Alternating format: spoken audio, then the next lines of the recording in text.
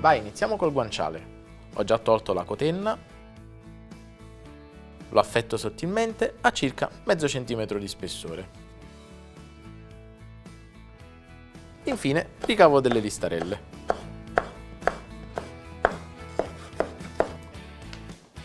Spicchi d'aglio nell'olio, facciamo riscaldare il fondo e dentro il guanciale.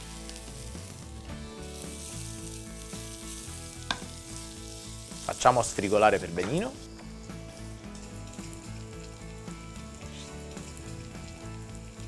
Raccolgo il guanciale scolandolo dal grasso.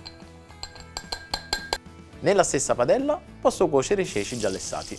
Li faccio insaporire un pochino nel grassino, aggiungo il rosmarino e lascio insaporire una decina di minuti. Ora che i ceci si sono ben rosolati, verso l'acqua e continuo la cottura per altri 10 minuti. Via il rosmarino e trasferisco il tutto nel boccale del mixer.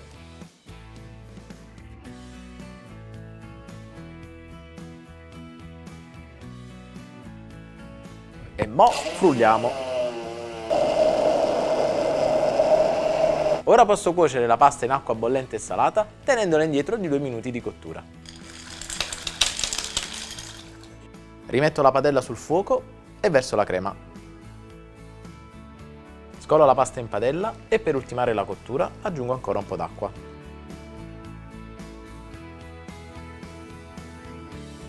Manca solo una grattata di pepe e a piacere olio e sale.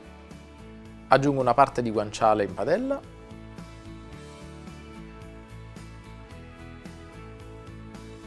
e posso impiattare. Completo con la parte restante di guanciale.